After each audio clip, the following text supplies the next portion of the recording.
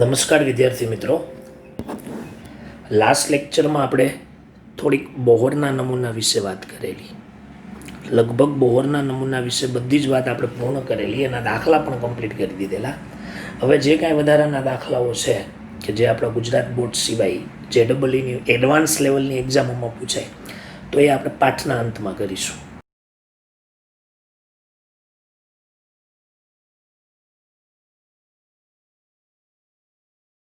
મર્યાદા. આટલી સરસ વાત કરી છતાં પણ એના કેટલાક ડ્રોબેક્સ છે, તો એ મર્યાદા આપણે જોવાની છે. બરાબર, ચાલો. હાઇડ્રોજનનો પરમાણુ નમૂનો રુથરફોર્ડના પરમાણુ નમૂના કરતાં ઘણો બધો સારો હતો, ઘણો બધો સુધારાવાળો હતો. કારણ કે હાઇડ્રોજન અને હાઇડ્રોજન જેવા આયનની સ્થિરતા અને હાઇડ્રોજન જેવા આયનોની સ્થિરતા અને એના વર્ણપટને સમજાવી શકતો હતો.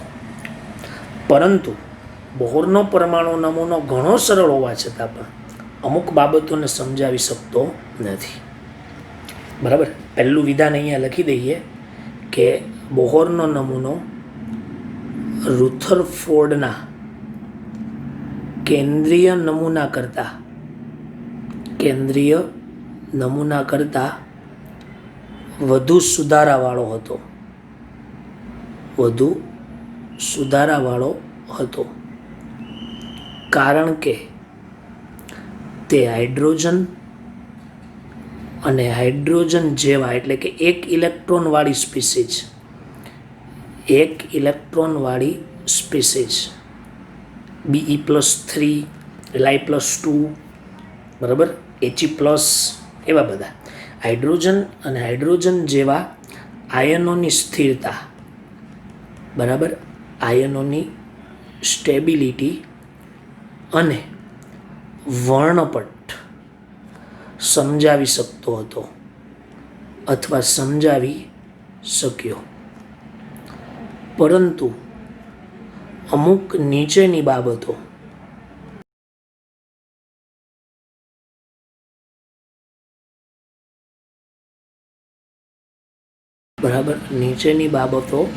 સમજાવી શકતો નથી. ચાલો, એમાં બાબત નંબર 1. વિદ્યાર્થી મિત્રો, જ્યારે પણ માઇક્રોસ્કોપની શોધ થઈ ને, બહુ સારામાં સારું માઇક્રોસ્કોપ એટલે અદ્યતન ટેકનોલોજીવાળું અદ્યતન સ્પેક્ટ્રોસ્કોપિક પદ્ધતિનો ઉપયોગ કરી અને હાઇડ્રોજન વર્ણપટને સૂક્ષ્મ રીતે જોવામાં આવ્યો.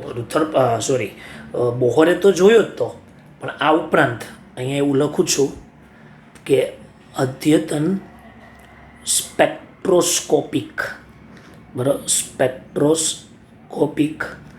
પદ્ધતિનો ઉપયોગ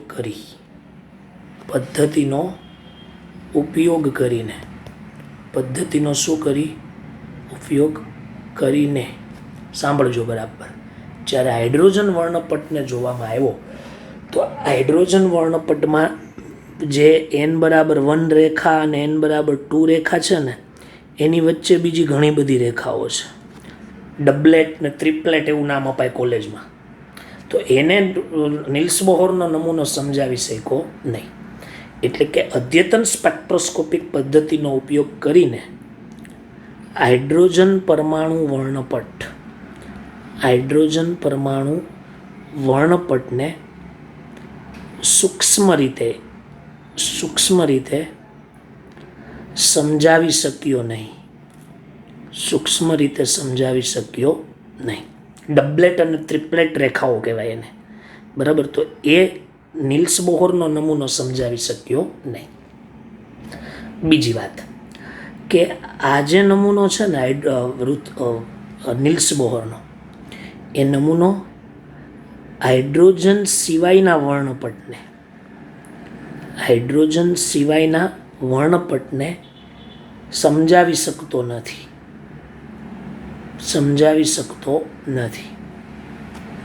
લિથિયમ ધાતુ માટે તમારે લિથિયમ ધાતુ માટે વર્ણપટ દોરવો હોય, તે વર્ણપટ તમને અદ્યતન સ્પેક્ટ્રોમેટ્રિક પદ્ધતિથી મળે, પણ એ કેવી રીતના આવે છે એ બોહરના નમૂનામાં સમજાવી શકાતું નથી. બરાબર, ફરીથી એક વખત રિપીટ કરું છું કે આ નમૂનો હાઇડ્રોજન સિવાયના વર્ણપટને સમજાવી શકતો નથી. હું એક વાક્ય બબ્બે વાર રિપીટ કરીશ, કારણ કે વચ્ચે છે ને વોઇસ કટ થઈ જાય છે કંઈક 2-5 સેકન્ડ પૂરતો કોઈક જગ્યાએ. બરાબર, એ મારા ટેબ્લેટમાં થોડીક મિસ્ટેક છે, પણ હવે ખબર નથી પડતી શું મિસ્ટેક છે. બરાબર, એટલે હું અહીંયા આવી રીતના કરું છું. ક્લિયર? ત્રીજી બાબત કે આ વર્ણપટની જે રેખાઓ છે ને, રેખાઓ, બરાબર, એ રેખાઓની આસપાસ વિદ્યુત ક્ષેત્ર રાખવામાં આવે તો આ વર્ણપટીય રેખા, એ રેખાનું વિપાટન થાય. વિપાટન થવું એટલે વિચલન થવું. શું થવું? વિચલન થાય છે. બરાબર, સમજો.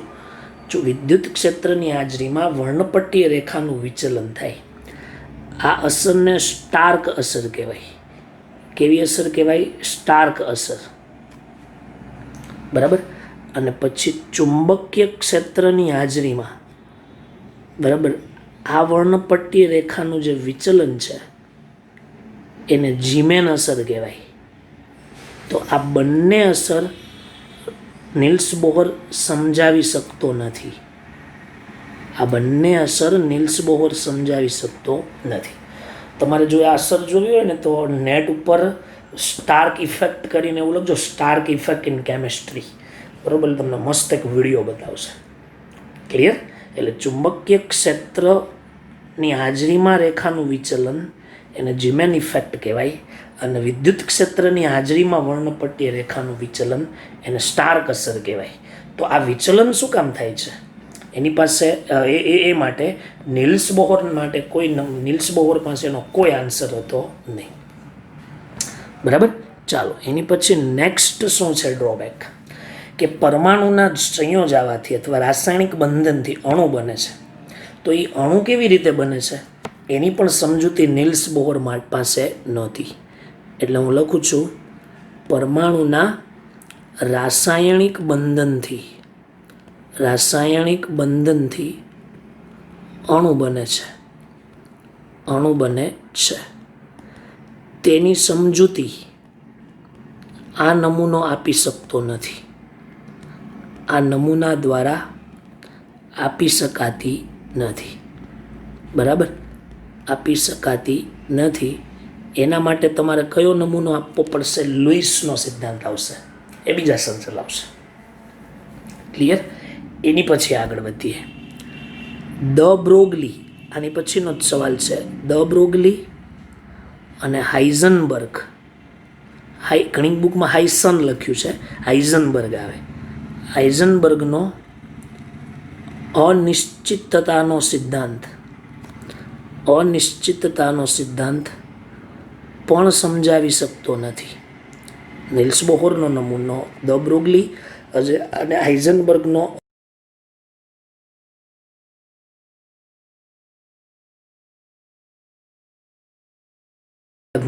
જોઈશું. બરાબર, આ તમારી ટેક્સ્ટ બુકમાં ત્રણેક ડ્રોબેક્સ નથી આપ્યા, રેફરન્સ બુકમાં છે, એટલે તમે નોંધ કરી લેજો. બરાબર, ચાલો પછી તમને ખબર હોય તો કોણીય વેગમાન હતું નિલ્સ બોહરના નમૂનામાં NH/2π માં H/2π શા માટે વપરાય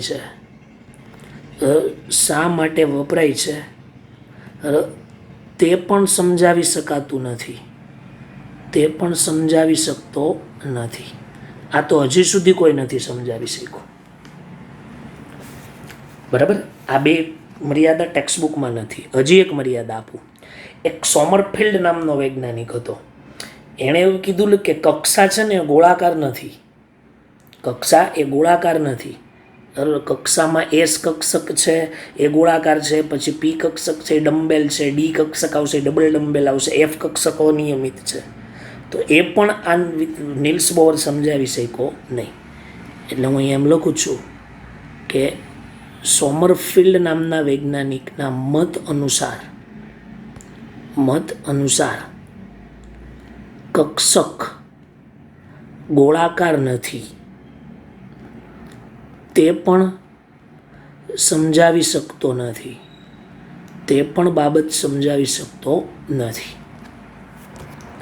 તો આ બધી બાબતો છે ને એ આપણે હવે પછીના જે કાંઈ નમૂના છે એ નમૂનામાં આપણે શું કરીશું જોઈશું. બરાબર. આ તમારે ક્યાંક તમારી નોટ્સબુકમાં કે તમારી ટેક્સ્ટ બુકમાં અથવા તમારા કોઈ પેમ્પલેટ્સમાં આ એડ કરી દેવાની. ક્લિયર? ચાલો, પરમાણુના રાસાયણિક બંધનથી અણુ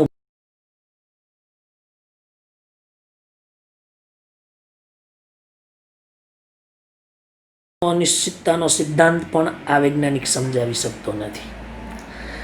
ઇલેક્ટ્રોનનું કોણીય વેગમાન NH/2π H/2π શા માટે વપરાય છે તે પણ સમજાવી શકતો નથી. સોમરફિલ્ડના મત અનુસાર કક્ષક ગોળાકાર નથી. શું કામ નથી? બરાબર, એ પણ નિલ્સ બોહર સમજાવી શકતો નથી. બરાબર. આવો કોઈ પ્રશ્ન પરીક્ષામાં લોંગ ક્વેશ્ચનમાં ન આવે એટલે ગભરાવું નહીં. આ તો ટેક્સ્ટ બુકમાં હોય એટલે આપણે ચર્ચા સાથે સાથે કરવી પડે. બરાબર છે? ઓકે, ચાલો. હવે આપણે બોહરનો નમૂનો જોયો હતો ને, એના આલેખ દોરવાના છે. બરાબર. ટેક્સ્ટ બુકમાં નથી પણ JEEમાં પૂછાય છે. 2018માં કે 19માં જ એક ક્વેશ્ચન હતો. બોહરના નમૂના માટેના આલેખો. બરાબર. એ આલેખ આમ ગોખવાના ન હોય. બરાબર. y=mx+c સાથે કમ્પેર કરી અને ફિઝિક્સમાં તમે જે ઢાળ ને એવું બધું શોધો છો એ પ્રમાણે તમે દોરી શકો. બરાબર. એટલે મારી કરતાં તો વધારે નોલેજ તમને હશે આના વિશે. ક્લિયર? ચાલો, કેવી રીતે? ચાલો, એમાં આપણે પહેલો કર્વ દોરવો છે. બરાબર, ત્રિજ્યાવાળો. તો ત્રિજ્યાનું સૂત્ર હતું R=0.529. તો એમાં 529 કોન્સ્ટન્ટ છે એટલે R∝n²/z સૂત્ર છે. બરાબર. આ સૂત્ર આપણે ધ્યાનમાં લઈએ છીએ. બરાબર.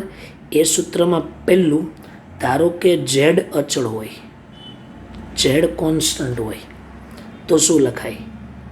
R∝n² લખાય. R∝ શું લખાય? n². ક્લિયર? અને પછી અહીંયા હું તમને આવું આપી દઉં. દાખલા તરીકે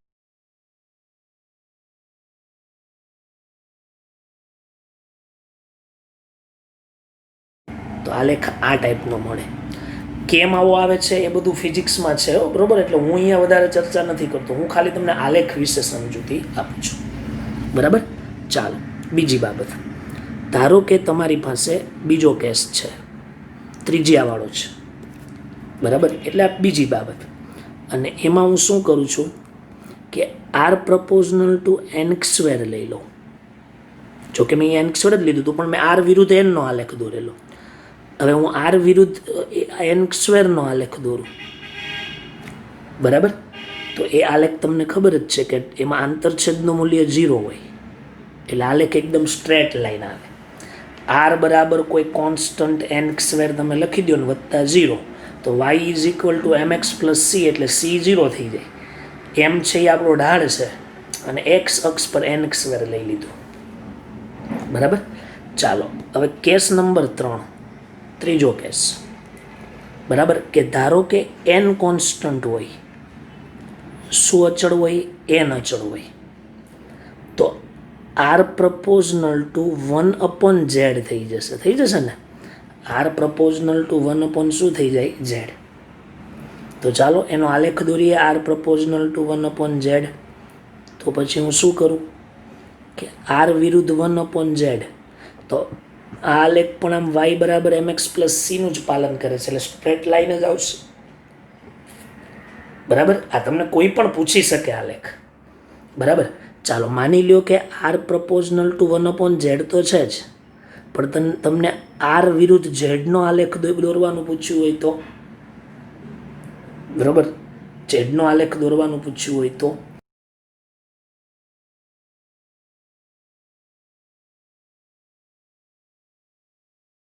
સારું, નકર પછી તમારે અહીંયા ફિઝિક્સના રૂલ એપ્લાય કરવા પડે. તો આ બધા સૂત્ર થઈ ગયા ત્રિજ્યા માટે. ક્લિયર? ઓકે. ચાલો, હવે આપણી પાસે બીજું સૂત્ર છે વેલોસિટી, વેગ. તો વેગનું સૂત્ર જે હતું v=2.1810 મીટર પ્રતિ સેકન્ડ વાળું, તો એ કાઢી નાખીએ અને v∝z/n લઈ લઈએ. શું લઈ લઈએ? z/n. બરાબર. એમાં પહેલો કેસ, માની લ્યો કે n કોન્સ્ટન્ટ છે. શું છે? n કોન્સ્ટન્ટ છે. તો આપણો જે કર્વ દોરીએ આપણે, તો એ કર્વ કંઈક આ રીતનો આવે.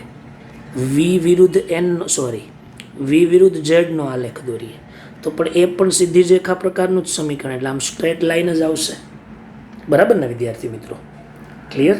ચાલો હવે આપણી પાસે ધારો કે બી છે અને એમાં હું ઝેડ અચળ લઈ લઉં. ઝેડ કેવો લઈ લઉં? અચળ.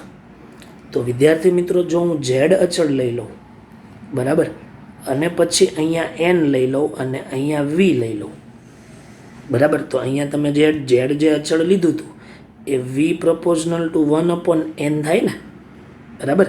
તો 1/n છે ને એનને ઉપર લઈ જાઓ તો n-1 થઈ જાય, એટલે એ આલેખ કોના જેવો થઈ ગયો? આર વિરુદ્ધ ઝેડ જેવો. જો ક્યાંય ગયો? આના જેવો થઈ ગયો. આર વિરુદ્ધ 1/z છે, અહીંયા શું હતું? સોરી, આર વિરુદ્ધ ઝેડ છે, અહીંયા રહ્યો આ આલેખ, બરાબર, આર વિરુદ્ધ ઝેડ, બરાબર ને. ઝેડ ઉપર લઈ લીધો એટલે -1 જેવું થઈ ગયું, બરાબર, એટલે એ પ્રમાણે આલેખ થાય. તો એ આલેખ પણ આપણો આ રીતે જ આવશે. ક્લિયર? અને થોડોક વ્યવસ્થિત દર્શાવીએ. આર પ્રપોઝનલ ટુ 1/n, બરાબર, એમાં વી વિરુદ્ધ એનનો આલેખ દોરીએ, બરાબર, તો એ આલેખ આ રીતે આવશે.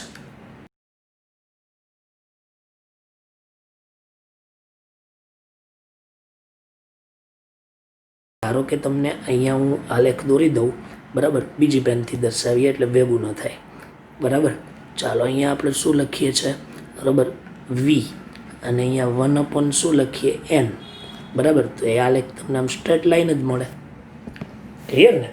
આ ધ્યાનમાં રાખો, બરાબર. બહુ ઓછું આવે છે પરીક્ષામાં, પણ આ તો એટલા માટે કરાવું છું કે જો કોઈ કોમ્પિટિટિવ એક્ઝામની પરીક્ષા બુક સોલ્વ કરતા હો ને તો તમને આવા બધા ક્વેશ્ચનો મળશે અંદર, ત્યારે તમને અઘરું ન લાગે, એટલા માટે આપણે JEE સાથે જ કરાવીએ છીએ, બરાબર ને. ચાલો હવે ઉર્જાવાળું હતું સૂત્ર, તમને ખબર હોય તો E બરાબર -13.6 ZX²/n². તો 13.6 આપણે શું કરીએ? અચળ લઈ લઈએ તો ZX²/n² આવશે. એમાં એક વખત પૂછાણો તો આલેખ ધારો કે n કોન્સ્ટન્ટ હોય, બરાબર, તો E પ્રપોઝનલ ટુ -ZX² થાય ને, બરાબર. અને હવે એમાં ઢાળનું મૂલ્ય નેગેટિવ આવે. ઢાળનું મૂલ્ય કેવું આવે? નેગેટિવ, બરાબર. y અક્ષ પર E લઈ લ્યો, બરાબર, અને અહીંયા ZX² લઈ લ્યો, બરાબર. તો એ આલેખ આ ટાઈપનો આવશે. આ તમારે ફિઝિક્સમાં આવે છે. શેમાં આવે છે? ફિઝિક્સમાં. કમ્પ્લીટ ને, બરાબર. એટલે મારા કરતાં વધારે તમને ખબર હશે. છતાંય જો તમને કોઈ તકલીફ રહેતી હોય ને આ આલેખની અંદર કે કેમ આવે છે, તો તમે તમારા જીગર સરનો કોન્ટેક્ટ કરજો કે સર નિકુંજ સરે આવું સૂત્ર આપ્યું છે અને એનો મારે આલેખ દોરવો છે, તો આલેખ કેવી રીતે આવે, બરાબર, એ તમને વધારે ડિટેલમાં સમજાવશે, બરાબર. તો આજે મેં તમને આલેખો દોર્યા છે, એ બધા આલેખ તમને જો યાદ રહી જાય, બરાબર, તો વધારે સારું, બરાબર. નકર પછી તમારે ફિઝિક્સના રૂલ્સ પ્રમાણે શું કરવું પડે? સોલ્વ કરવું પડે. આ તમને ટેક્સ્ટ બુકમાં મળશે નહીં, બરાબર. એટલે આપણું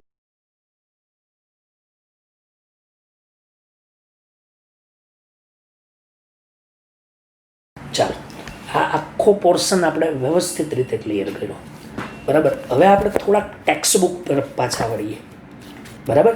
તો વિદ્યાર્થી મિત્રો, બોહરના નમૂનામાં જે પણ કાંઈ ઉણપ રહી ગઈ હતી એ ઉણપને કારણે પરમાણુ માટે હજી વધારે યોગ્ય અને સરળ નમૂના મેળવવા માટેના પ્રયત્ન થયા, અને એના માટે એક ક્વોન્ટમ મિકેનિક્સ નામની એક શાખા આવી. ક્વોન્ટમ મિકેનિક્સ, બરાબર, એને ક્વોન્ટમ યાંત્રિકી કહેવાય. અને એ ક્વોન્ટમ મિકેનિક્સના એના શોધક હતા ઇરવિન શ્રોડિંજર, બરાબર. અને એના જ બે વૈજ્ઞાનિકો, અને એ વૈજ્ઞાનિક હતા દ બ્રોગલી અને બીજા વૈજ્ઞાનિકનું નામ હતું વર્નર હાઇઝનબર્ગ. આ બંનેએ પરમાણુને સમજાવવા માટે શું કર્યો? પ્રયત્ન કર્યો. ક્લિયર? ઓકે, બરાબર. એટલે હું અહીંયા છે ને હેડિંગ મારી દઉં છું, અને એ હેડિંગ છે દ્રવ્યનો દ્વિસ્વભાવ. દ્રવ્યની અથવા દ્રવ્યનો દ્વિસ્વભાવ, દ્રવ્યની દ્વૈત વર્તણૂક.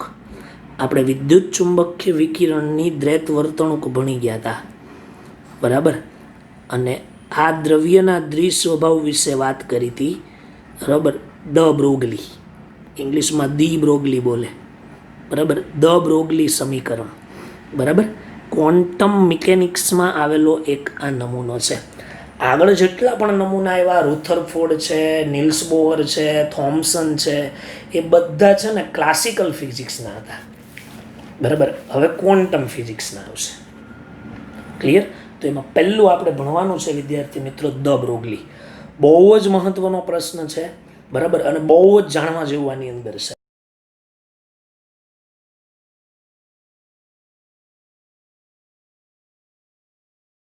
ચોપડીમાં નથી આપ્યું.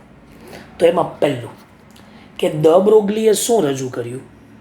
એણે એવું રજૂ કર્યું કે દ્રવ્ય જે છે ને, દ્રવ્ય પદાર્થનું દ્રવ્ય દળ એ વિકિરણની જેમ દ્વિસ્વભાવ ધરાવે છે. બરાબર. અહીંયા હું લખું છું કે દ બ્રોગલી, સમજો બરાબર, દ બ્રોગલીના મત અનુસાર, બહુ મહત્વનો સવાલ છે, દ બ્રોગલીના મત અનુસાર જે દ્રવ્ય છે એ દ્રવ્ય પાસે વિકિરણની જેમ દ્વિસ્વભાવ છે. વિકિરણની જેમ દ્વિસ્વભાવ છે એટલે કે એની પાસે કણ પ્રકૃતિ પણ છે અને તરંગ પ્રકૃતિ પણ છે. સમજો સર, આ તો વાત આપણે આગળ કરી ગયા બચ્ચાઓ, એ વાત આપણે વિકિરણ માટે કરી હતી. હવે વાત કરીએ છીએ આપણે દ્રવ્ય માટે. ફરીથી બોલું, દ બ્રોગલીના મત અનુસાર કોઈ પણ પદાર્થના દ્રવ્ય પાસે બે પ્રકારની વર્તણૂક હોય, કણ અને તરંગ. બરાબર. તો આનો મતલબ શું થયો વિદ્યાર્થી મિત્રો? કે વિદ્યુત ચુંબકીય વિકિરણ જ્યારે ભણતા હતા ત્યારે એમાં મેં ફોટોન નામ આપેલું.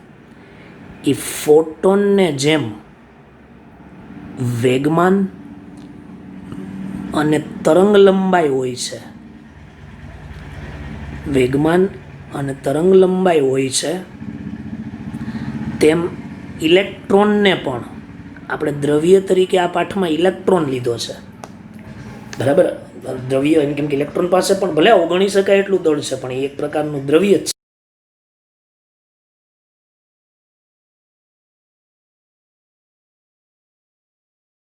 હોય છે. સમજવાનો પ્રયત્ન કરજો. બરાબર. વિદ્યુત ચુંબકીય વિકિરણને એટલે કે ફોટોનને જેમ વેગમાન અને તરંગ લંબાઈ હોય છે, એમ ઇલેક્ટ્રોનને પણ વેગમાન અને તરંગ લંબાઈ હોઈ શકે.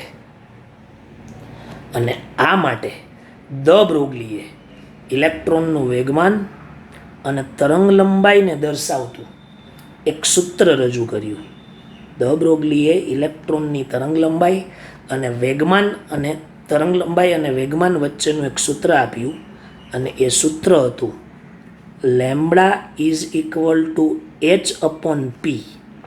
અને ફિઝિક્સ એમ કહે છે કે વેગમાન એટલે દળ અને વેગનો ગુણોત્તર. આ ઇક્વેશનને દ બ્રોગલી ઇક્વેશન તરીકે ઓળખવામાં આવે છે.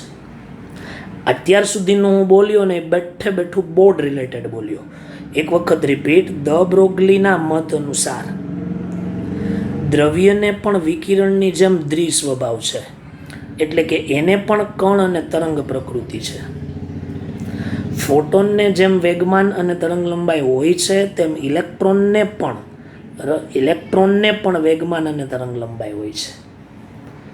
દ બ્રોગલીએ તરંગ લંબાઈ અને વેગમાન વચ્ચે સંબંધ દર્શાવતું એક સૂત્ર રજૂ કર્યું, લેમ્બડા બરાબર h/p is equal two h/mv. જ્યાં m બરાબર કણનું દળ, તમે ઇલેક્ટ્રોન લીધું હોય તો ઇલેક્ટ્રોનનું દળ, પ્રોટોન લીધું હોય તો પ્રોટોનનું દળ, ન્યુટ્રોન લીધું હોય તો ન્યુટ્રોનનું દળ. v એટલે કણનો વેગ,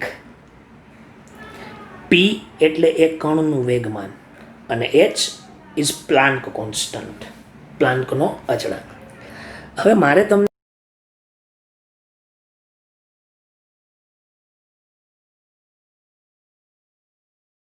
દ બ્રોગલીના મત અનુસાર દ્રવ્યને જો કણ પ્રકૃતિ હોય ને, તો કણ પ્રકૃતિ માટે ઉર્જા E બરાબર mc² અનુસાર દર્શાવે. આ આઇન્સ્ટાઈન ઇક્વેશન છે.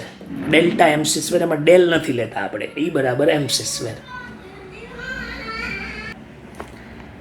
એટલે કણ સ્વભાવ હોય તો E બરાબર mc² આવે.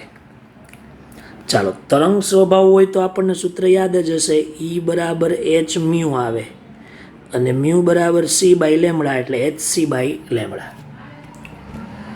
હવે દ્રવ્યને આ બંને પ્રકારની જો પ્રકૃતિ હોય તો આપણું સૂત્ર શું થાય? mcનો વર્ગ is equal to hc by lambda. બરાબર ને? બરાબર, એક c કેન્સલ કરી નાખીએ તો mc is equal to h by lambda. હવે એમાંથી લેમડાને સૂત્રનો કરતા બનાવીએ તો લેમડા બરાબર h અપોન mc. સી એટલે પ્રકાશની ગતિ હતી અને આપણે અહીંયા કણની ગતિ લઈ લઈએ તો એને વેગ વડે દર્શાવીએ તો સિમિલરલી એને સૂત્ર શું લખાય? ઈ બરાબર એમપી, સોરી પી ક્યાં, એમવી બરાબર. ઈ બરાબર શું આવે? એમવી. અને લેમડા બરાબર એચ અપોન એમવી હોય તો એમ ઇન્ટુ વી એટલે એને શું કહેવાય? વેગમાન. તો એના ઉપરથી પછી આ સૂત્ર લખી શકાય. આ જસ્ટ ફોર યોર નોલેજ, આપણે ક્યાંય કોઈને કહેવાની જરૂર નથી. બરાબર, આપણે બધા જાણીએ જ છીએ, પણ આ તમને આવે છે ને એ કેવી રીતે આવ્યું છે એ હું તમને સમજાવું છું. બરાબર છે? ક્લિયર? હવે તમને એવો પ્રશ્ન થશે કે સર એણે આ જે પ્રકૃતિ આપી છે તો એની કાંઈ પ્રાયોગિક પુરાવા? હા, સાંભળજો કે દ બ્રોગલીએ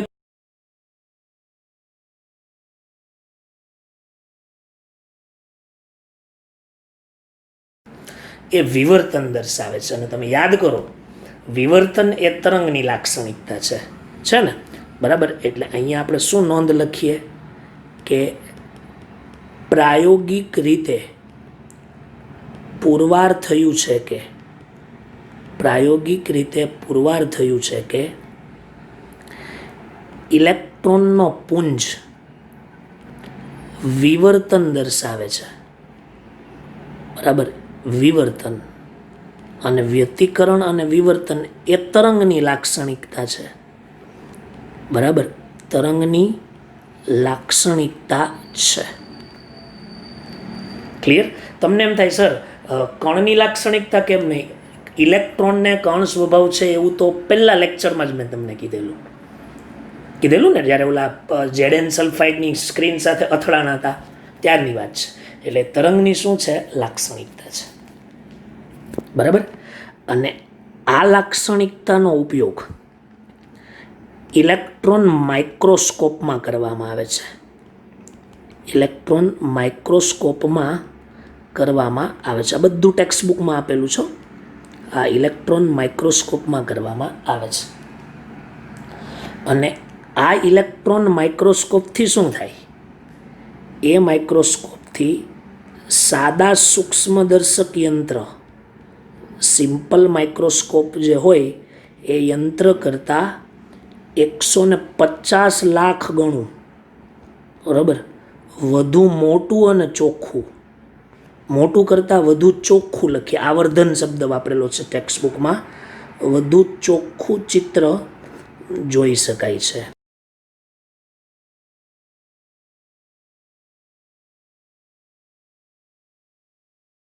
સાદા માઇક્રોસ્કોપમાં તેની કંઈ ખબર જ ન પડે, વધુ ચોખ્ખું ચિત્ર દેખાય છે. ક્લિયર? બરાબર, આ બાબત પ્રેક્ટિકલી શું થયેલી? પુરવાર થયેલી. ચાલો કમ્પ્લીટ. હવે આગળ વાત કરીએ. દ બ્રોગલીએ પાછું શું કીધું કે દરેક કણ અથવા દરેક વસ્તુ જ્યારે ગતિમાં હોય ને ત્યારે એની પાસે તરંગ લાક્ષણિકતા હોય. બરાબર, એટલે દ બ્રોગલી અનુસાર દરેક પદાર્થ, કોઈ પણ પદાર્થ હોય, ભારે હોય, હળવો હોય, ગમે એ હોય, દરેક પદાર્થ ગતિમાં હોય, કેમાં હોય? ગતિમાં હોય ત્યારે તે તરંગની લાક્ષણિકતા દર્શાવે છે. બરાબર, તરંગની લાક્ષણિકતા શું કરે છે? દર્શાવે છે. ક્લિયર? દરેક પદાર્થ ગતિમાં હોય ને ત્યારે તે તરંગની લાક્ષણિકતા દર્શાવે છે. હવે હું તમને વાત કરું, સાંભળજો, આ બહુ મહત્વનો પ્રશ્ન. હું જ્યારે 12th સાયન્સમાં હતો 2008-9માં, બરાબર, ત્યારે આ પ્રશ્ન પૂછાયેલો. અમારે 12માં આવતું આ ચેપ્ટર. શું છે સમજાવું. તમે ધારો કે બહુ ભારે દળવાળી વસ્તુ તમે ગતિમાં લો છો. બરાબર, હું અહીંયા લખી જ દઉં, એકદમ ભારે દળવાળી અથવા ભારે દળ ધરાવતી વસ્તુ, એટલે તમે માની લ્યો ને ગતિ કરતું વિમાન છે અથવા મોટરસાયકલ છે કે તમે પોતે છો. બરાબર, એ વસ્તુ ગતિમાં હોય ત્યારે, બરાબર, ગતિમાં હોય ત્યારે, બરાબર, એની જે તરંગ લંબાઈ છે ને એ તરંગ લંબાઈ ખૂબ જ ટૂંકી હોય છે. ખૂબ જ ટૂંકી હોય. શું કામ? કારણ કે એનું દળ વધુ હોય છે.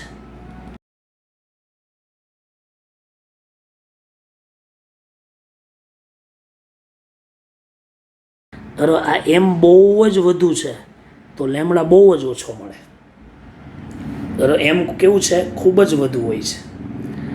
માટે ભારે પદાર્થ જ્યારે ગતિ કરતો હોય ને ત્યારે એની તરંગ પ્રકૃતિ આપણે ક્યારેય કોઈ દિવસ પારખી શકતા નથી.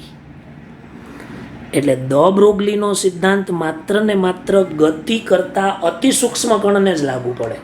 અમારી વચ્ચે એવો સવાલ હતો કે નીચેનામાંથી કયા નમૂનાને, એટલે તરંગ પ્રકૃતિ આપણે ક્યારે પારખી ન શકીએ. એટલે અમારી વખતે સવાલ એવો હતો કે નીચેનામાંથી કયા પદાર્થને દ બ્રોગલી સમીકરણ લાગુ પડતું નથી. એક ગતિ કરતું વિમાન હતું, પછી ઇલેક્ટ્રોન હતું, પ્રોટોન હતું ને મેસોન હતું. તો ઓલા તો ત્રણેય અપરમાણવીય કણો છે તો જે તો સૂક્ષ્મ હોય, બરાબર, ઓછા દળવાળા, બરાબર. એટલે જવાબ આવે ગતિ કરતું વિમાન. ક્લિયર? ચાલો હવે બીજું લખો.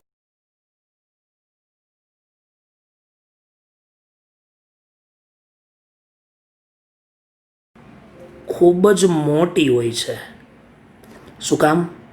કારણ કે એનું દળ ખૂબ જ કેવું હોય છે વિદ્યાર્થી મિત્રો? ઓછું હોય છે. માટે એની જે તરંગ પ્રકૃતિ છે એ તરંગ પ્રકૃતિ નોંધી શકાય છે, પારખી શકાય છે. ક્લિયર ને? બરાબર. એટલે દ બ્રોગલી ઇક્વેશન છે વિદ્યાર્થી મિત્રો એ માત્ર ને માત્ર ગતિ કરતા અતિ સૂક્ષ્મ કણને જ શું પડે છે? લાગુ પડે છે. બરાબર. તો આ તમારો ટેક્સ્ટબુક લેવલે સવાલ થઈ ગયો. એમાં કણ અને તરંગ માટે જે લેમડા બરાબર h/mv સૂત્ર કેવી રીતના આવ્યું છે એ તમારે કાંઈ જાણવાની જરૂર નથી. એ તો મેં તમને સમજાવી દીધું. એ લખવાનું પણ નહીં પરીક્ષામાં. આ એક સૂત્ર યાદ રહેવું જોઈએ. બરાબર. ચાલો હવે હું તમને આ દ બ્રોગલી માટે એક્સ્ટ્રા JEE નીટ કરાવી દઉં. બરાબર. એટલે સાથે સાથે તમારા જે પોઈન્ટ છે ને બધા આખો દ બ્રોગલી પછી તમારે કોઈ દિવસ વાંચવો જ ન પડે. બરાબર. ખાલી માત્ર ને માત્ર દરેક વિદ્યાર્થીઓ આ સૂત્ર સમજી લે. સૂત્ર એક જ છે. બરાબર. તો આ ધ્યાનમાં રાખવાનું. ક્લિયર? તો હવે દ બ્રોગલીએ તો એવું કીધું કે ગતિ કરતા અતિ સૂક્ષ્મ કણને જ લાગુ પડે અને ત્યારે જ એ તરંગ સ્વભાવ ધરાવે. બરાબર. તો પછી આનો મતલબ તો એવો ન થાય વિદ્યાર્થી મિત્રો કે આ ધારો કે કોઈ પરમાણુની આસપાસ ઇલેક્ટ્રોન ગતિ કરે છે, એની કક્ષા છે. બરાબર. તો એ કક્ષામાં જે ઇલેક્ટ્રોન છે ને વિદ્યાર્થી મિત્રો એ હવે વર્તુળાકાર નહીં, બરાબર, આવી રીતના વેવ્સની જેમ શું કરે છે? મોશન કરે છે. વેવ્સની જેમ ગતિ કરે છે. બરાબર. તો આ કેવી રીતના આવે છે ને એ દ બ્રોગલીએ સમજાવેલું, નિલ્સ બોહરે સમજાવેલું નહીં. બરાબર. એટલે ઇન શોર્ટ હું તમને અહીંયા એવું ખાલી સાદી ભાષામાં લખી દઉં કે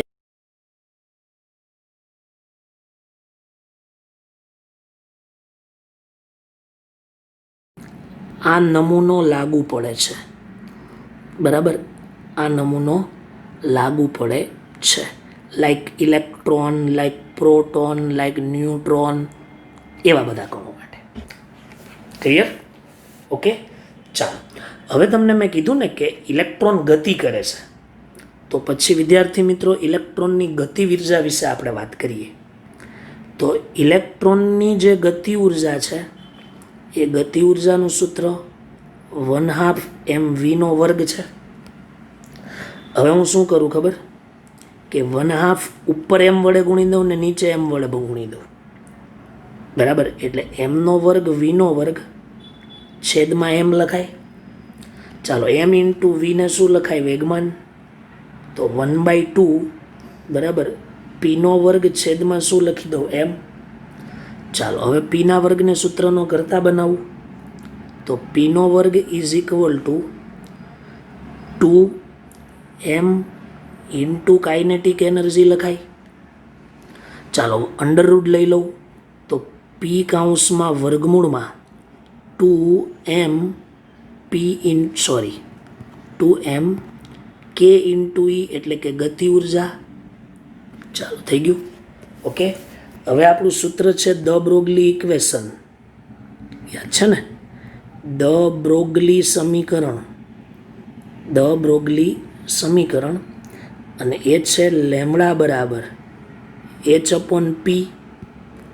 ઓકે, હવે આ પીને નીચે મૂકી દઉં તો lambda is equal two h/√2m into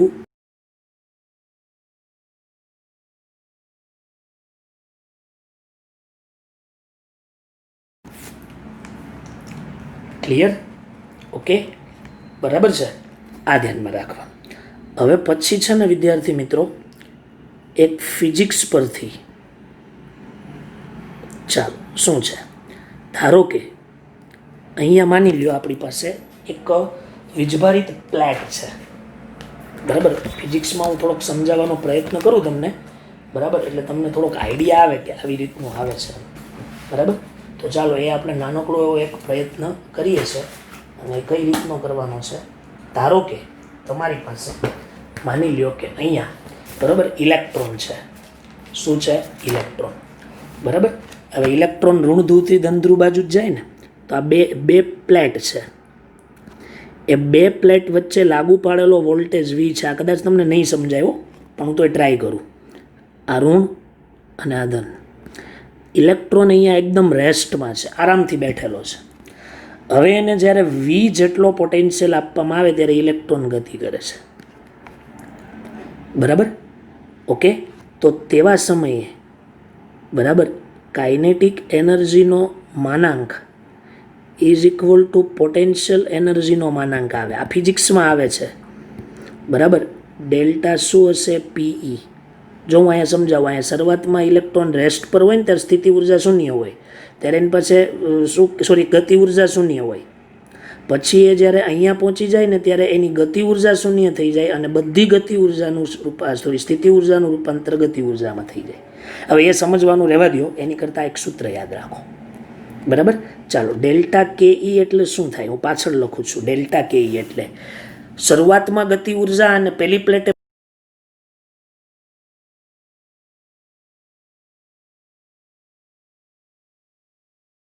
બરાબર રેસ્ટ મેં કીધું એટલે ત્યારે ગતિ ઉર્જા 0 હોય. તો ત્યારે શું લખાય? Delta P into E. Clear. અને સ્થિતિ ઉર્જા એટલે શું? Q ઇન્ટુ V નો ગુણાકાર. બરાબર, તો કાઇનેટિક એનર્જી છે એ Q ઇન્ટુ V લખાય. બરાબર, આ ફિઝિક્સમાં આવે જ છે તમારે, પણ હવે રહેવા દેજો, ત્યારે યાદ રાખજો. તો હવે શું કરીએ આપણે? આ K ઇન્ટુ E છે ને Q ઇન્ટુ V પણ લખાય. એટલે lambda is equal to h/√, બરાબર 2mq ઇન્ટુ V. Q બરાબર શું લેવાનું? તો કે ઇલેક્ટ્રોનનો વીજભાર અથવા પ્રોટોનનો વીજભાર. બરાબર, જે કણ આપ્યો એનો વીજભાર. ને V એટલે શું લેવાનું? વોલ્ટેજ, જે લાગુ પાડેલો હોય તે. બરાબર, તો આ ત્રીજું સૂત્ર. કોઈને આ સૂત્ર ન સમજાણું હોય ને તો સૂત્ર મોઢે કરી નાખજો. આપણે સમજવા કરતાં યાદ રાખવું વધારે જરૂરી છે. ક્લિયર દરેક વિદ્યાર્થી મિત્રોને? બરાબર, ચાલો. હવે છે ને ઇલેક્ટ્રોન, પ્રોટોન અને ખાસ કરીને આલ્ફા કણ, એના માટે આના બહુ બધા દાખલા આવે છે. તો હું તમને એના માટે સમજાવું. બરાબર, અહીંયા એક લખી દઉં છું, ખાસ નોંધ. ચાલો, શું છે અહીંયા? હું જે પણ કણ લખીશ એનો વીજભાર લખીશ, અહીંયા દળ લખીશ. ચાલો, ઇલેક્ટ્રોન છે, પ્રોટોન છે અને આલ્ફા છે. આલ્ફાને આપણે શું લખીએ? He+2. આનો વીજભાર -1.6 × 10⁻⁹ આનો વીજભાર +1.6 × 10⁻⁹.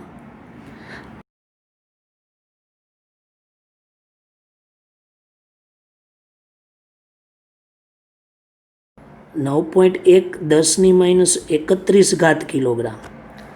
પ્રોટોનનું દળ 1.67 × 10⁻27 કિલોગ્રામ. અને હિલિયમનું દળ તો કે 4 AMU, એટલે કે 4 માસ ઓફ પ્રોટોન. આ કેવી રીતના આવે? કારણ કે હિલિયમને શું લખાય? 2 × 4. બરાબર, ચાલો. પરમાણુ દળ માટે તમને સમજાયું હશે, પ્રોટોનનું દળ પ્લસ ન્યુટ્રોનનું દળ. ક્લિયર? બરાબર, પ્રોટોનની સંખ્યા કેટલી છે? તો કે 2. અને ન્યુટ્રોનની સંખ્યા કેટલી છે 2, એટલે 4 પ્રોટોન અને ન્યુટ્રોનનું દળ, કેમ કે આ બેના દળ આપણે હરખા જ લીધા છે, એટલે 4 માસ ઓફ પ્રોટોન લખાય. આ તમને કેવી સરસ સમજાવેલું હશે. બરાબર, ઓકે. ચાલો, 4 માસ ઓફ પ્રોટોન, આ ધ્યાનમાં રાખો. ક્લિયર? એ તો તમને આપેલું જ હોય રકમમાં, એટલે બહુ કાંઈ ચિંતાનો વિષય નથી. આ તો તમને ખાસ સમજૂતી આપી. ચાલો, ક્લિયર? હવે આના કેટલાક નાના નાના દાખલા. ચાલો, ઉદાહરણ દાખલા ટાઈપનું છે. આ બધા એક પ્રકારના પ્રશ્નો જ છે.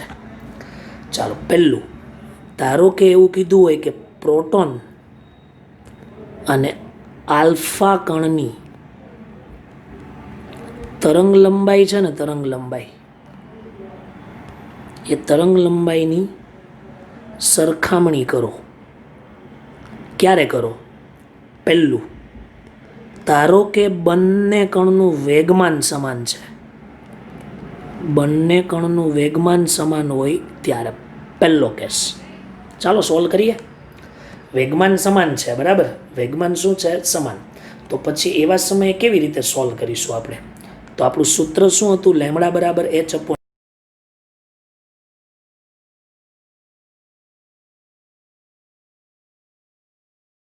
પ્રોટોન,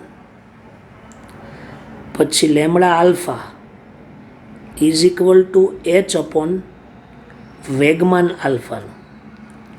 હવે પ્રોટોનનું વેગમાન ઇઝ ઇક્વલ ટુ આલ્ફા કણનું વેગમાન, તો લેમડા પીના છેદમાં lambda alpha is equal two h/h, એટલે જવાબ કેટલો આવે? 1. બરાબર, ઓકે. ચાલો, લેમડા પ્રપોઝનલ ટુ 1/p પરથી, h તો અચળ જ હોય. ચાલો, પહેલો કેસ. આવું પૂછાય. હું તમને એક માત્ર ખાલી પ્રેક્ટિસ બતાવું છું, તમારે પછી આવા દાખલા પૂછાય. બરાબર, ચાલો. ધારો કે એમ કીધું હોય કે વેગ સમાન હોય ત્યારે, બંને કણના વેગ સમાન હોય ત્યારે કેવી રીતે કેલ્ક્યુલેશન કરવું? ચાલો, વેગ સમાન હોય તો પેલું mv વાળું સૂત્ર વાપરવું પડશે ને. બરાબર, mv વાળું સૂત્ર વાપરવું પડશે. એટલે લેમડા બરાબર h અપોન mv. વેગ તો સમાન છે અને h કોન્સ્ટન્ટ છે, એટલે લેમડા પ્રપોઝનલ ટુ 1/m સૂત્ર પરથી લેવાનું. બરાબર છે? ચાલો, શું લખીએ? Lambda of proton proportional to 1 mass of proton. Lambda proportional to alpha, બરાબર, sorry, lambda alpha proportional to 1/m alpha, આલ્ફાનું દળ. બેનો શું લઈ લઈએ? ગુણોત્તર. તો લેમડા પ્રોટોન છેદમાં lambda alpha is equal to શું લખાય? m alpha upon m proton. વ્યસ્ત છે એટલે. હવે m આલ્ફા એટલે મેં હમણાં જ લખાયું 4 માસ ઓફ પ્રોટોન અપોન 4.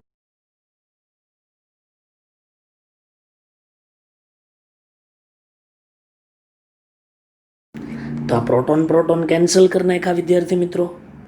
તો lambda proton upon lambda alpha is equal two 4/1.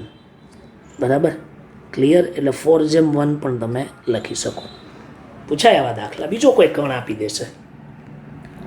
બરાબર, ચાલો. હવે ત્રીજો કેસ લઈ લો કે જ્યારે બંનેની ગતિ ઉર્જા સમાન હોય, જ્યારે બંને કણની કાઇનેટિક એનર્જી, ગતિ ઉર્જા કેવી હોય? સમાન હોય ત્યારે. બરાબર, ક્લિયર? મારો વિડીયો થોડો લાંબો થાય છે એનું કારણ છે કે હું ZEE સાથે કરાવું છું ને, એટલા માટે. બરાબર, ઓકે, કમ્પ્લીટ. ચાલો, તો હવે શું કરીએ? કાઇનેટિક એનર્જીનું સૂત્ર લેમડા બરાબર h upon √2m into ke લખાય. હવે h કોન્સ્ટન્ટ છે, બેની આપણે કાંઈ જરૂર નથી. બરાબર, એટલે 1/√m લખીએ. તો સોરી, લેમડા પ્રપોઝનલ ટુ 1/√,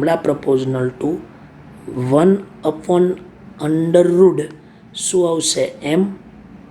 બરાબર ને, 1/√m. ક્લિયર? ચાલો, હવે બંને કણ માટે લાગુ પાડીએ.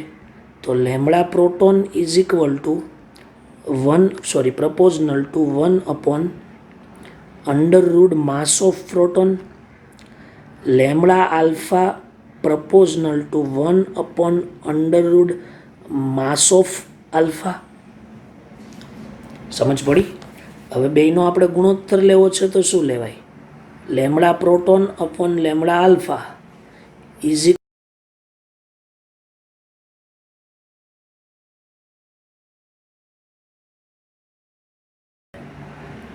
બરાબર.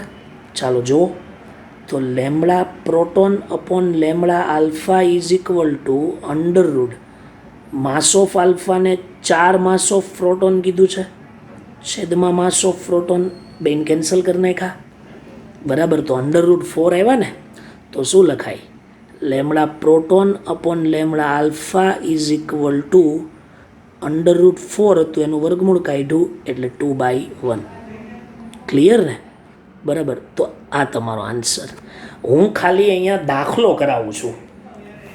દાખલા બીજા કોઈ પણ પ્રકારના પૂછાય. હું 4 કેસ કરાવીશ ને તો 4 કેસમાં JEEના જુદા જુદા 4 પ્રકારના દાખલા તમને કરાવ્યા. ક્લિયર?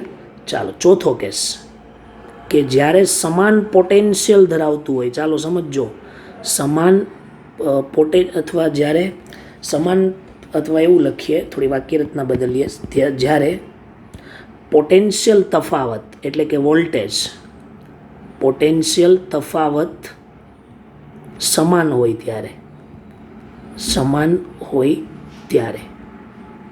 ચાલો બરાબર. તો પેલું ક્યુ વાળું સૂત્ર વાપરવું પડે ને, ક્યુ વાળું સૂત્ર. ચાલો ક્યુ વાળું સૂત્ર શું હતું?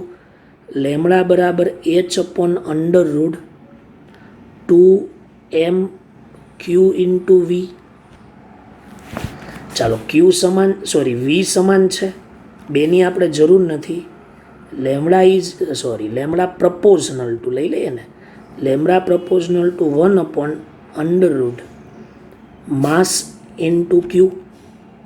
બરાબર. ચાલો બંને કણ માટે આ સૂત્ર વાપરીએ તો lambda proton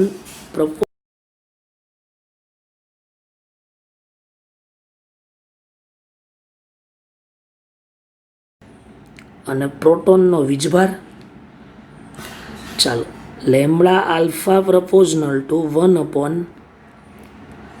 mass of alpha અને ક્યુ ઓફ આલ્ફા. જો હું કેટલી કાળજી રાખું છું લખવામાં, ધ્યાન રાખજો નકર અટવાઈ જાઓ.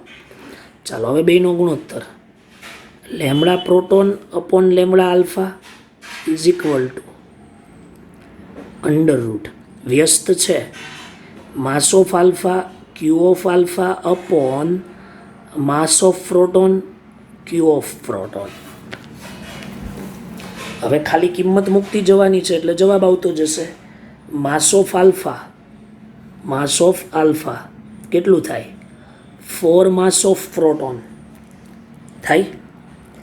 અને ક્યુ ઓફ આલ્ફા એટલે ક્યુનો વીજભાર મેં લખેલો 2 ઇલેક્ટ્રોન, કિંમત નથી મૂકતો ઇલેક્ટ્રોનની, ઉડી જશે, છેદમાં માસ ઓફ પ્રોટોન અને પ્રોટોનનો વીજભાર લઈ લો 1.6 × 10⁻19. કેન્સલ, પ્રોટોન કેન્સલ, 4 × 8 થઈ ગયા. તો lambda proton upon lambda alpha is equal two √8/1. બરાબર. √8 એટલે 2√2 થાય ને, એટલે lambda proton upon lambda alpha is equal two 2√2/1. બરાબર. આ તમારો આન્સર છે. બરાબર. ન્યુમેરિકલ ક્વેશ્ચન આવે ને JEEમાં, એમાં આવા પ્રશ્નો પૂછાય.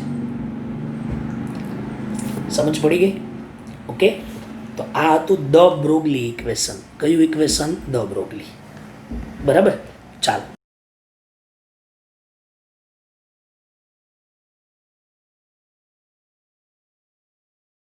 છે ગોલ્ફ, આપણે ગોલ્ફ રમીએ ને, બરાબર.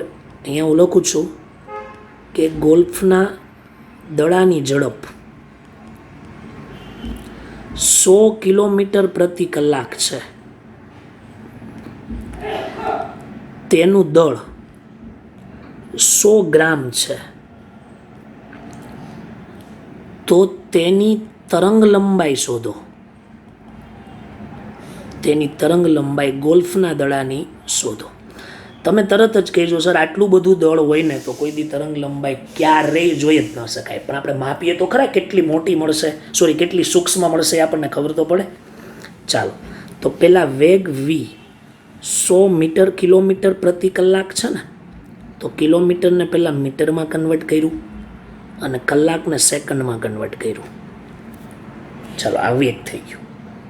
ચાલો દળ છે ને, દળ એમ 100 ગ્રામ છે ને, તો ભાઈ એને હંમેશને માટે MKSમાં જ મૂકજો, કેમ કે એચની કિંમત આપણે MKSમાં મૂકીએ છીએ ને, તો 100 ગ્રામ ભાગ્યા 1000 કરી દો એટલે 0.1 કિલોગ્રામ આવે. એટલે મગજમાં શું રાખવાનું કે દળ મીટર પ્રતિ સેકન્ડમાં જ મૂકવાનું, સોરી વેગ મીટર પ્રતિ સેકન્ડમાં જ મૂકવાનું અને દળ કિલોગ્રામમાં જ મૂકવાનું. બરાબર, વારે વારે પૂછતા નહીં. ચાલો આ બધી કિંમત મૂકીએ. લેમડા બરાબર H/mv. ચાલો એચની કિંમત 6.626 10⁻34 છે. એમની કિંમત 0.1 છે. વીની કિંમત 100 ગુણ્યા 1000 છેદમાં 3600 છે, તો એ 3600 હું ઉપર લઈ લઉં છું. અને બધું ઉપર લઈને ડાયરેક્ટ હું કેલ્ક્યુલેશન મારી પાસે ગણતરી કરેલી છે.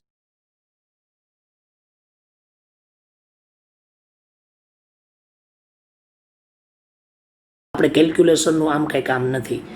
મારે તમને ખાલી એટલું જ બતાવવાનું હતું કે તમે દળ જો ગ્રામમાં લ્યો ને તો એ તરંગ લંબાઈ બહુ મોટી આવે, સોરી બહુ નાની આવે, એટલે એને અવલોકી શકાય નહીં. દાખલો પૂછાણો હોય તો આપણે ગણી નાખવાનો, બરાબર, આ કિંમત મૂકી શકાય. ક્લિયર? ઓકે. અને ખાસ કરીને ઇલેક્ટ્રોન માટે, જ્યારે ઇલેક્ટ્રોન વી વોલ્ટના પોટેન્શિયલમાં ગતિ કરતો હોય, વી વોલ્ટના પોટેન્શિયલમાં ગતિ કરે ત્યારે ઇલેક્ટ્રોન માટે જ. ઓકે, ચાલો જો તો lambda is equal two H/√2m/q/v. ચાલો એચની કિંમત 6.626 10⁻34. ચાલો ઇલેક્ટ્રોન માટે તમને પૂછ્યું છે તો 2 ગુણ્યા ઇલેક્ટ્રોનનું દળ 9.1 10⁻31, ક્યુનું મૂલ્ય 1.6 10⁻19 અને વી વોલ્ટનો પોટેન્શિયલ. આ બધાનું કેલ્ક્યુલેશન તમે જો મારી દેશો એટલે lambda is equal two √150/v angstrom તમારો જવાબ આવશે.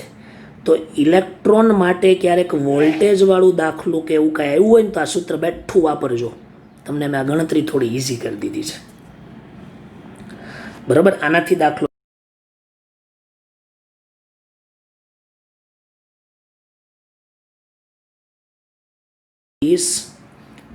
/√v angstrom. બેટા આ નહીં કરતા વિદ્યાર્થીઓ, આ નહીં કરતા. આ તો જસ્ટ ફોર યોર નોલેજ, ક્યારેક આવું આપેલું હોય તો તમારે ડાયરેક્ટ સીધો જવાબ લખવા થાય. બરાબર, પણ આ દાખલાથી તમને બહુ ઇઝી પડશે દાખલા. પણ મેં કીધું ને આ ઇલેક્ટ્રોન માટે જ આ સૂત્ર લાગુ પાડવું.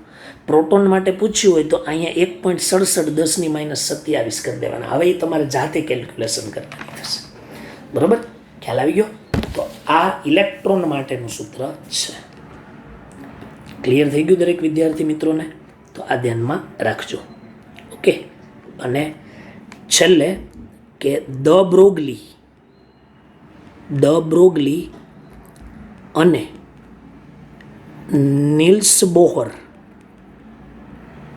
ના નમૂના વચ્ચેનો સંબંધ, નીલ્સ બોહરના નમૂના વચ્ચેનો સંબંધ આપણી ટેક્સ્ટબુકમાં સ્વાધ્યાયમાં આવો એક પ્રશ્ન આપ્યો છે. બરાબર, એ પ્રશ્ન આપણે સાબિત કરવાનો છે, એ હું તમને અહીંયા કરાવી દઉં છું. એ પ્રશ્ન કેટલામો છે એ હું તમને પછી કહીશ. ચાલો, નીલ્સ બોહર પ્રમાણે MVR is equal two NH/2π છે. બરાબર, અને ઇક્વેશન નંબર 1 કહી દઈએ. અને દ બ્રોગલી પ્રમાણે H/mv છે. ઇક્વેશન નંબર 2 કહી દઈએ. ક્લિયર? હવે હું શું કરું છું, અહીંથી એમવીને સૂત્રનો કરતા બનાવું, 2πr નીચે જતું રહેશે અને એમવીની જગ્યાએ હું કિંમત મૂકી દઈશ. તો લેમડા બરાબર h અપોન શું લખાય, NH/2πr. Clear? h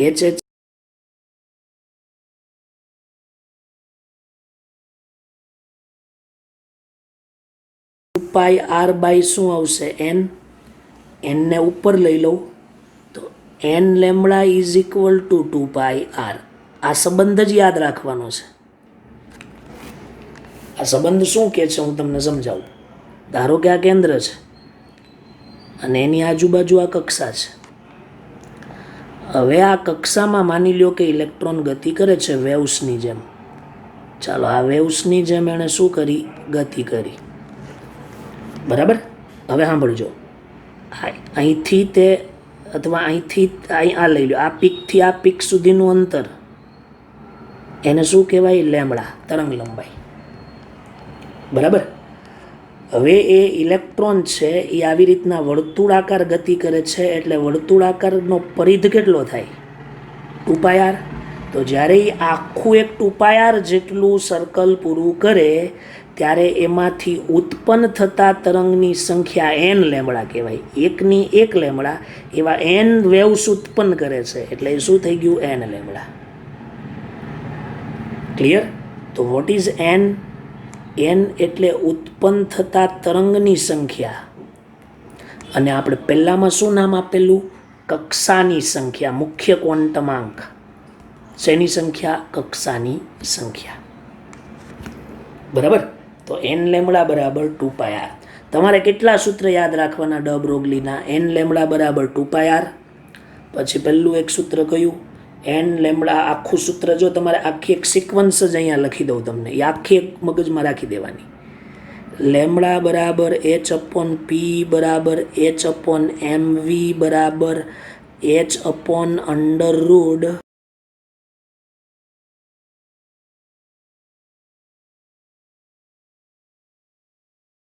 mq into v. બસ આ સિરીઝ ગોઠવી નાખો, મગજમાં ગોઠવી દો, એટલે તમારા કોઈ પણ અઘરા દાખલા હશે ને, બરાબર, એ આવડી જશે. સમજ પડી દરેક વિદ્યાર્થી મિત્રોને? બરાબર? ઓકે. તો આજે આ વસ્તુ ખાસ મગજમાં શું કરવાની, રાખવાની. હવે આને રિલેટેડ કાંઈ દાખલા કે જે કાંઈ હશે પાછળ આપણે ફરીથી ચર્ચા કરીશું. હવે પછીના લેક્ચરમાં આપણે જોઈશું હાઇઝનબર્ગનો અનિશ્ચિતતાનો સિદ્ધાંત. Thank you.